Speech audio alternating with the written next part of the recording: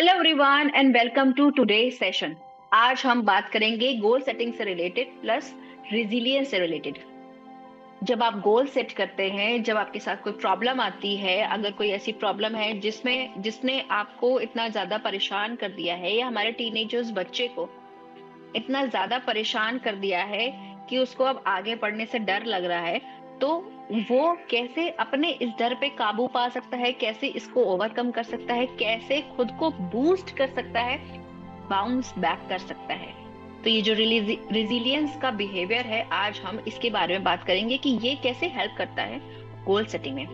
तो चलिए स्टार्ट करते हैं आज का टॉपिक। और आज का टॉपिक है teenage goal setting, a path to resilience. इसमें हम लोग सबसे पहले क्या पढ़ेंगे? इसमें हम लोग तीन चीजें पढ़ेंगे। सबसे पहले पढ़ेंगे कि combination of goal setting and resilience, क्या उसमें कॉम्बिनेशन होता है। उसके बाद हम देखेंगे कि क्यों इम्पोर्टेंट है, क्या इसकी इम्पोर्टेंस है। एंड नंबर थर्ड देखेंगे एक्शन स्टेप्स, क्या एक्शंस लेने हैं वो हम देखेंगे। तो सबसे पहले देखते हैं कि इनका आपस में क्या कॉम्बिनेशन है। जब हम गोल सेटिंग करते हैं तो बहुत बार पहले हमारे साथ कुछ ऐसी सिचुएशन आ सकती है कि उस सिचुएशन में हम हार गए, खुद को हमने हारा हुआ महसूस किया, या हमको लगा कि हम इस सिचुएशन को ओवरकम नहीं कर पाए। बट जब आप गोल सेट करते हैं, जब आपको एक फोकस सेट हो जाता है कि मुझे ये चीज चाहिए अपनी लाइफ में या मुझे ये अचीव करना है अपनी लाइफ में, तब हम क्या करते हैं? तब हम पूरा फोकस उस पे ही डालते हैं। एंड इससे क्या होता है? इससे ये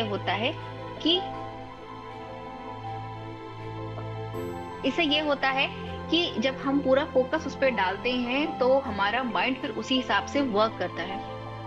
हम दिन भर उसी चीज के बारे में सोचते हैं, उस टास्क को अचीव करने के बारे में सोचते हैं। बट कभी कभी क्योंकि हमारी पास्ट मेमोरी ऐसी है कि हमने किसी सिचुएशन में हम हार गए या हम डर गए, तो उस सिचुएशन में अब आपके साथ वो चीज हो चुकी है बट मेमोरी है अभी भी। उस मेमोरी को कैसे रिमूव करना है, कैसे आपको अब अगर ऐसी कोई सिचुएशन आए तो कैसे बाउंस बैक करना है ताकि आप अपने गोल को अचीव कर पाए।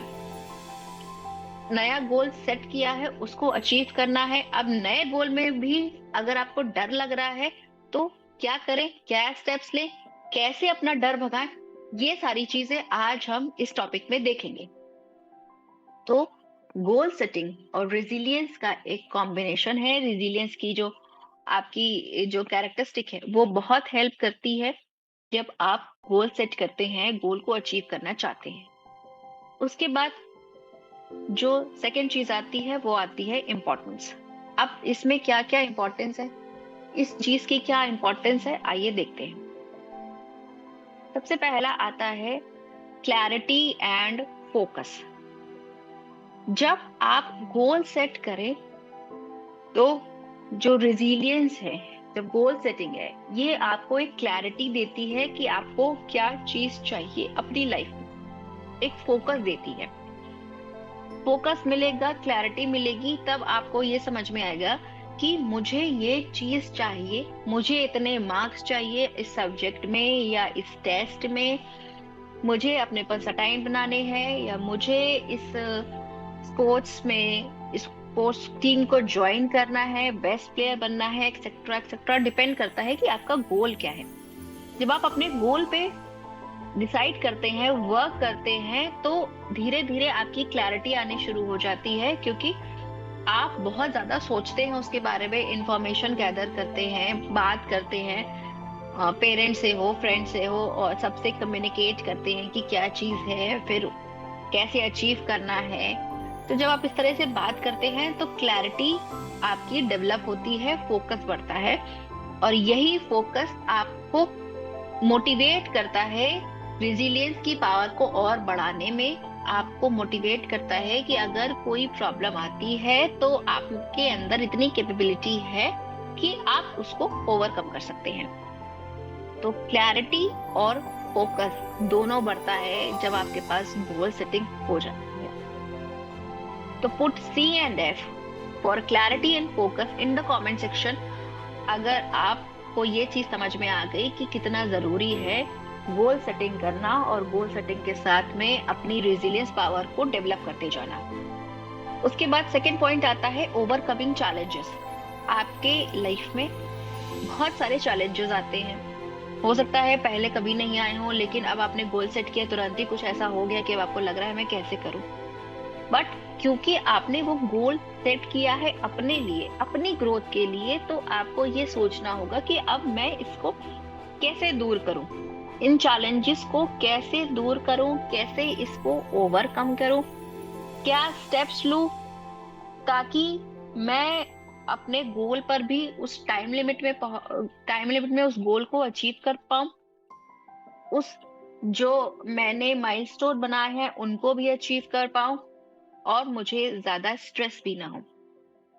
तो अगर आप ओवरकम करते हैं अपने चैलेंजेस को, और ओवरकम आप तभी कर पाएंगे जब आपके अंदर ये रेजिलियंस की पावर होगी, ये बाउंस बैक करने की पावर होगी, जब आप इतने खुद मोटिवेटेड होंगे कि आपके सामने कोई भी प्रॉब्लम क्यों ना आए, आप उसको ओवरकम करके अपने गोल को अचीव करके रहेंगे। तो put O C for overcoming challenges in the comment section अगर आपको ये चीज समझ में आ गई। नंबर थर्ड जो पॉइंट आता है वो है टाइम मैनेजमेंट।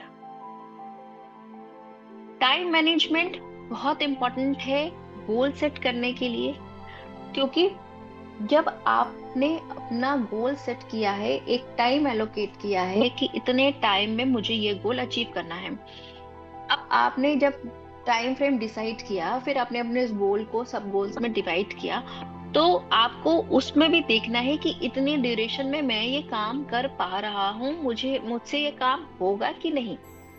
अगर ये चीज आप कर लेते हैं तो पहली चीज तो आप खुद को मोटिवेट करते रहेंगे डेली बेसिस पे कि रोज आप with in a time frame, जो डे वाइज या वीक वाइज या मंथ वाइज आपका जो गोल है आप उसको अचीव कर रहे हैं। और जो ये मोटिवेशन है वो आपको रिजिलियंस में हेल्प करेगी, क्योंकि अब आपके पास वो रोज रोज जो एनर्जी आपकी जनरेट हो रही है कि आप रोज काम कर रहे हैं और रोज आपको उसने टाइम में कर पा रहे हैं। तो अगर कभी आप उस टाइम फ्रेम में काम नहीं कर पाए, तब भी आपको लगेगा कि क्योंकि मैंने पहले किया है तो कोई प्रॉब्लम आई उसके बावजूद मैं उस टाइम लिमिट में ये काम कर लूंगा, क्योंकि मैं पहले भी ऐसा कर चुका हूँ, ये कर चुकी हूँ। तो टाइम मैनेजमेंट करना बहुत जरूरी है। Put TM for time management in the comment section. Number 4 आता है बूस्ट सेल्फ एस्टीम। जब आप अपने बारे में अच्छा सोचते हैं, अच्छा बोलते हैं, खुद को मोटिवेट करते हैं, चाहे आपने टास्क अचीव करके किया हो, चाहे अफर्मेशन के थ्रू किया हो या पॉजिटिव सेल्फ टॉक ही हो, किसी भी तरह से किया हो, जब आप खुद को ध्यान रखते हैं खुद का और खुद को बूस्ट करते हैं, खुद की मेंटल हेल्थ पे वर्क करते हैं उसको और बेहतर बनाने के लिए, तब आपकी जो सेल्फ एस्टीम है वो भी बढ़ने लगती है, हायर होने लगती है, हायर सेल्फ एस्टीम हो जाती है, क्योंकि आप खुद को औरों से कंपेयर करके नीचा नहीं समझ रहे, लो नहीं समझ रहे। आपके अंदर कॉन्फिडेंस बढ़ जाता है क्योंकि आपकी क्लैरिटी है, आपका फोकस है, आपका गोल सेट है, आपने टाइम मैनेजमेंट किया है। सब चीज स्टेप बाय स्टेप अगर आप कर रहे हैं तो आपके अंदर जो हाई सेल्फ एस्टीम है वो हो जाती है।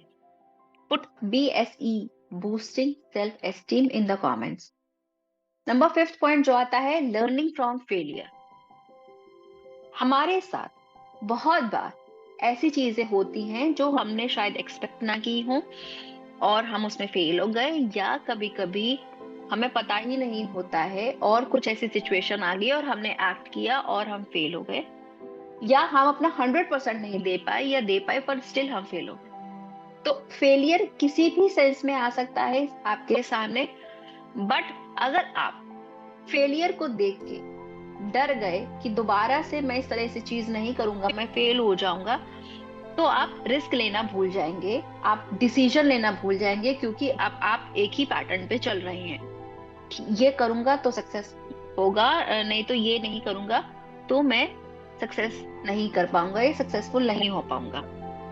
तो आपको फेलियर जब ऐसी सिचुएशन आती है तो उससे सीखना है कि मैं क्यों हुआ फेल, फेल हुआ ठीक है, बट किस वजह से? क्या ऐसी चीज थी जो मैंने गलत करी, या क्या ऐसी चीज थी जो मैंने नहीं करी?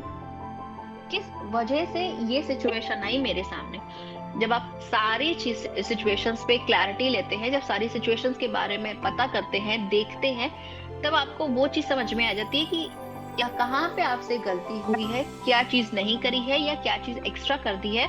तो उससे आपको आगे डिसीजन लेने में हेल्प मिलती है कि आपको अब आगे किस तरह से डिसाइड करना है, किस तरह से डिसीजन लेना है, किस तरह से गोल सेट करना है या टास्क को अचीव करना है। तो फेलियर से डरना नहीं है। फेलियर अगर आपके सामने आता है, उसको एक्नॉलेज करिए, क्योंकि आप इंसान हैं, कोई भी फेल हो सकता है। बट आप अगर उसको एक्नॉलेज करते कि हाँ मैं फेल हो गया, तो पहली चीज आप खुद को थोड़ा सा रिलैक्स करते हैं, अपने ऊपर थोड़ा सा काम होते हैं, अपने आप पे थोड़ी सी काइंड होते हैं, एंड फिर आप उस चीज को एक्नॉलेज करते हैं कि हाँ मैंने ये गलती करी या ये चीज नहीं करी, इस वजह से मैं फेल हो गया। तो नीचे कमेंट सेक्शन में लिखिए LFF, learning from failure. Number 6 point जो आता है, वो आता है बिल्डिंग इंडिपेंडेंस। बिल्डिंग इंडिपेंडेंस मतलब आपके साथ अगर कोई प्रॉब्लम आती है या अगर कोई सिचुएशन आ रही है, अब क्योंकि आप बड़े हैं, अब आप अडल्ट हो रहे हैं, तो आपको उस सिचुएशन की रिस्पॉन्सिबिलिटी लेना भी आना चाहिए।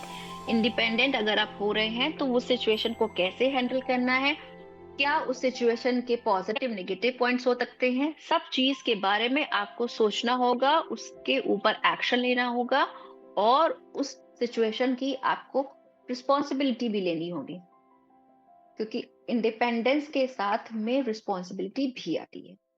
तो put BI for building independence in the comment section. जब आप इंडिपेंडेंट होते हैं, तो आप फ्री होते हैं कि आप किसी भी तरह से डिसीजन ले सकते हैं। प्लस हर डिसीजन का कुछ कॉन्सिक्वेंसेस होते हैं, हर एक्शन का कुछ रिएक्शन होता है, कुछ ऐसा होता है कि जिसको आपको फेस करना है, वो पॉजिटिव भी हो सकता है, निगेटिव भी।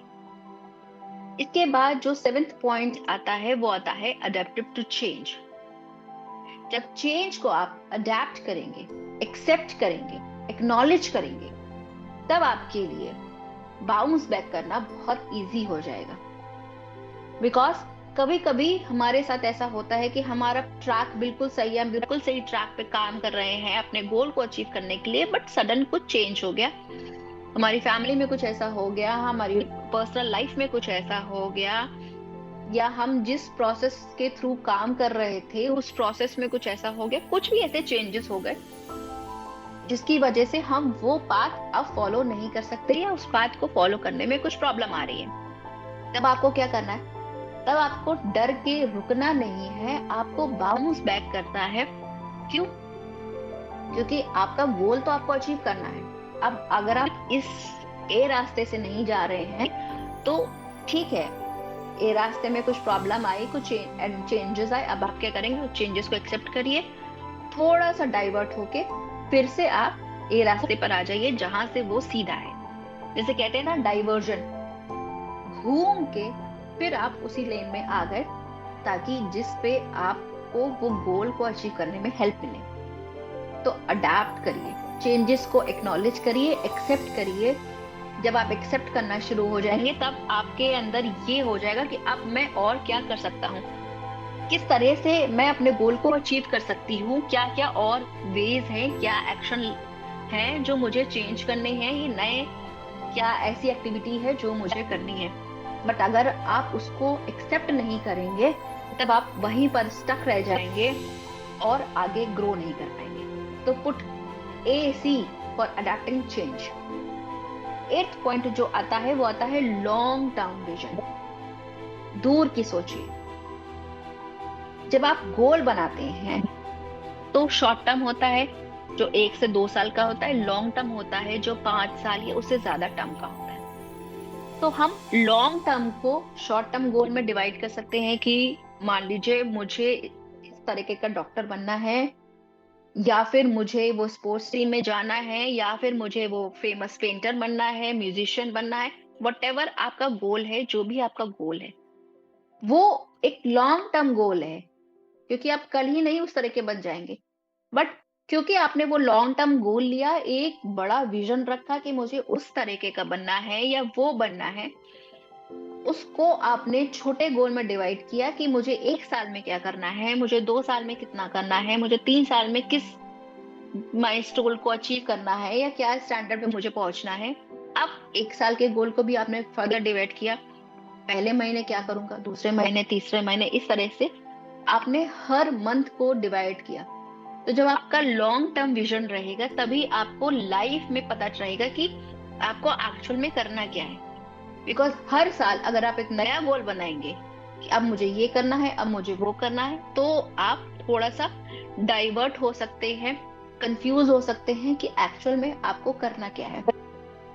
बट एक लंबा लॉन्ग विजन रखिए, एक लॉन्ग गोल रखिए, लॉन्ग टर्म गोल रखिए और उसको फिर डिवाइड करिए yearly wise, monthly wise, weekly wise, day wise. उससे आपको बहुत हेल्प मिलेगी। तो put LTV, long term vision. ये थे इंपॉर्टेंस गोल सेटिंग के: clarity, focus, overcoming challenges, time management, boosting self esteem, learning from failure, building independence, adaptive to change, long term vision। जब long term vision हो गया, इसके बाद हमने ये देखा कि इम्पोर्टेंस क्या है, कि अगर आपके साथ कुछ प्रॉब्लम आ रही है तो उसकी इम्पोर्टेंस क्या है, कि आप कैसे जो रेजिलियंस की पावर है, जो बाउंस बैक की पावर है, उसको कैसे यूज कर सकते हैं। अब क्या आता है एक्शन स्टेप, क्या क्या हम एक्शंस ले सकते हैं। तो बेसिकली हम 6 एक्शंस ले सकते हैं। सबसे पहला एक्शन जो आता है वो redirecting your focus away from stress. देखिए, स्ट्रेस तो सबको है, टीनेजर को भी है, पेरेंट को भी है, टीचर को भी है, आपके फ्रेंड्स को भी है, सबको किसी ना किसी चीज का स्ट्रेस है। मगर अगर आप स्ट्रेस के बारे में ही सोचते रहेंगे तो एक्शन कब लेंगे।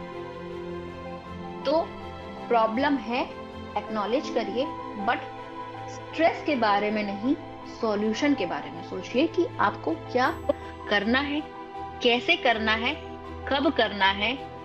जब आप इस तरीके के क्वेश्चंस खुद से पूछते हैं या किसी से हेल्प लेते हैं, तब आप सॉल्यूशन की तरफ जाते हैं, और जब आप सॉल्यूशन की तरफ आगे बढ़ेंगे तो आपका स्ट्रेस लेवल कम होने लगेगा। तो स्ट्रेस की तरफ नहीं जाइए, सॉल्यूशन की तरफ जाइए। अपना फोकस स्ट्रेस से हटा के सॉल्यूशन पे फोकस करिए, प्रॉब्लम का सॉल्यूशन कैसे निकालना है। नंबर 2 पॉइंट जो आता है, providing a self sense of control. जो रेजिलियंस है, जो बाउंस बैक की एबिलिटी है, वो आपको देती है एक सेंस ऑफ कंट्रोल। मतलब अगर कोई प्रॉब्लम आई तो मैं हैंडल करने के लिए रेडी हूं, मेरे अंदर ये कैपेबिलिटी है कि मैं इस चीज को हैंडल कर सकता हूँ। तो आप क्या है, एक कंट्रोल में है, खुद को आपने कंट्रोल कर रखा है कि हाँ, मैं इस तरह से ये चीजें कर सकता हूँ अगर इस तरह की कोई प्रॉब्लम आए। तो अगर वैसी प्रॉब्लम आएगी तो आप एकदम से हड़बड़ाएंगे नहीं कि अरे अब मैं क्या करूं, कैसे करूं, ये वो एक्सेट्रा एक्सेट्रा, किससे हेल्प लूं। क्योंकि आपने पहले से ही खुद को प्रिपेयर करके रखा है कि ये प्रॉब्लम का ये सॉल्यूशन हो सकते हैं, इस तरह की प्रॉब्लम आएगी तो ये कर सकता हूँ, या फिर अगर मेरे पास सॉल्यूशंस नहीं है तो मेरे पास ऐसे लोग हैं जो मुझे गाइड कर सकते हैं। तो जब आप ये एटीट्यूड लेके चलते हैं तो आप खुद को एक कंट्रोल सिचुएशन में रखते हैं। नंबर 3 पॉइंट जो आता है, creating a framework for success. जब आप रेजिलियंस की पावर आपके अंदर होती है, बाउंस बैक की पावर आपके अंदर होती है, आपने गोल सेट कर रखा है, तो एक फ्रेमवर्क तैयार हो जाता है या आप तैयार कर लेते हैं कि आपको सक्सेस कैसे हासिल करनी है। क्योंकि आपने बड़े गोल को छोटे छोटे गोल्स में डिवाइड कर रखा है, हर गोल के लिए एक्शन प्लान तैयार कर रखा है, प्रॉब्लम आई उसके लिए एक्शन प्लान तैयार है। तो हर तरह की स्ट्रैटेजी आपने तैयार कर रखी है, हर तरह के एक्शन प्लान तैयार कर रखे हैं। तो एक जो फ्रेमवर्क है सक्सेस हासिल करने के लिए, वो आपने सेट कर रखा है, क्रिएट कर रखा है। और जब आप फ्रेमवर्क को फॉलो करते हैं तब आप सक्सेसफुल हो जाते हैं। नंबर 4 आता है, recognising what matters? Problem matter करती है या गोल मैटर करता है? सिचुएशन मैटर करती है कि आपके एक्शन स्टेप्स मैटर करते हैं? आपका विजन मैटर करता है या आपकी वीकनेस मैटर करती है? बहुत सारी ऐसी चीजें हैं जिसको आपको देखना है कि क्या चीज इंपॉर्टेंट है किस टाइम पे। आपने जो विजन सेट किया है, जो गोल सेट किया है, वो ज्यादा इंपॉर्टेंट है कि आप जो आपके अंदर जो डर है, ये जो आपके अंदर आपको लगता है आपके लिए थ्रेट है या वीकनेस है, वो ज्यादा इंपॉर्टेंट है? जो इम्पोर्टेंट है उसके लिए आपको वर्क करना है, उसके उसको आगे बढ़ाने के लिए। गोल इम्पोर्टेंट है तो गोल पे वर्क करना है। अगर आपको लग रहा है कि गोल नहीं, मेरी वीकनेस अभी बहुत ज्यादा इंपॉर्टेंट है, पहले पहले मुझे इसको इम्प्रूव करना है, तो उस पे फोकस करिए। तो ये डिसाइड करिए कि क्या चीज इंपॉर्टेंट है करंट सिचुएशन में और उस पे वर्क करना है आपको। क्योंकि जब आपको ये पता है ना कि किस किस चीज पे मुझे वर्क करना है, क्या क्या चीज मेरे लिए इंपॉर्टेंट है, आपने पहले से डिसाइड कर रखा है, तो आपका टाइम सोचने में नहीं जाएगा, आपको फालतू का जो स्ट्रेस होता है वो नहीं होगा। नंबर 5 आता है ऑब्जर्विंग एडवांसमेंट। आपकी पास्ट में जो भी कुछ हुआ, जो भी आपके साथ एक्सपीरियंसेस हुए, जैसी सिचुएशन आपने देखी या फॉलो करी, जो एक्सपीरियंस करी, जो भी हुआ उससे आपने क्या सीखा। प्लस क्योंकि वो पास में था और अब की सिचुएशन में बहुत ज्यादा एडवांसमेंट आ गया है, चीजें चेंज हो रही हैं, नई चीजें आ रही है, नया एटमॉस्फेयर आ रहा है। सो आपके अंदर भी चेंजेस आ रहे हैं, उसको ऑब्जर्व करिए। क्या पहले आप थे, क्या अब बन रहे हैं? क्या आपके अंदर एडवांसमेंट आ रहा है? क्या पहले आपको नहीं आता था, अब आप सीख रहे हैं? किस तरीके की सिचुएशंस पहले नहीं थी, अब आने लगी हैं? या क्या पहले होती थी और अब नहीं है? जब आप सब चीज ऑब्जर्व करेंगे तब आपके अंदर क्लैरिटी बढ़ेगी, कॉन्फिडेंस बढ़ेगा और आप बाउंस बैक कर पाएंगे, क्योंकि आपने हर तरफ आप अवेयर हैं सिचुएशन से, अपने थॉट से, अपने आप के बारे में पूरा अवेयर है कि क्या क्या चीजें, क्या क्या चेंजेस मेरे अंदर हो रहे हैं। तो ये सारी चीजें आपको बहुत हेल्प करती हैं अपने आप को ग्रो करने में, सक्सेस हासिल करने में। एंड जो लास्ट पॉइंट आता है वो आता है cultivating a mindset for growth. एक ऐसा माइंडसेट बनाना है हमें जो हमको हेल्प करे ग्रो होने में, ना कि जो हमें और डीमोटिवेट करे, हमको पीछे खींचे नीचे की ओर। हमको ऐसा माइंडसेट चाहिए जो हमें आगे की तरफ पुश करे, जो हमसे इस तरह से काम करवाए कि हम हमेशा अपने गोल की तरफ जाएं, ना कि उससे दूर। जब आप गोल की तरफ जाते हैं, जब आपका माइंडसेट ऐसा होता है कि नहीं मुझे करना है, मेरे लिए ये इम्पोर्टेंट है, मेरा गोल इम्पोर्टेंट है, जब आप नई नई चीजें सीखना चाहते हैं, जब आप हमेशा पॉजिटिव चीजों पे फोकस करते हैं, जब आप अवेयर रहते हैं, माइंडफुल रहते हैं, पास्ट और फ्यूचर के बारे में नहीं सोचते हैं, जब आप इस तरह से आपका माइंडसेट होता है ना, फिक्स्ड माइंडसेट नहीं होता है, तो आप ग्रो करते हैं, सक्सेस हासिल मिलती है, रिजिलियंस और ज्यादा बिल्ड होता है।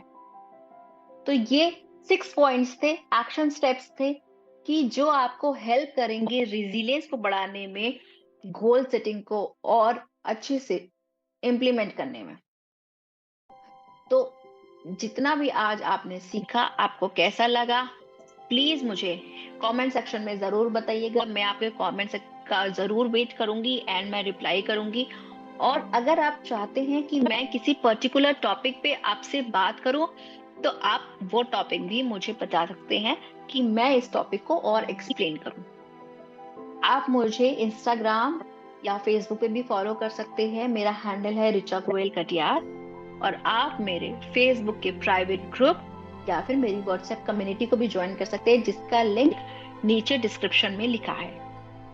मिलते हैं एक नए टॉपिक के साथ, तब तक के लिए take care, bye bye, happy parenting.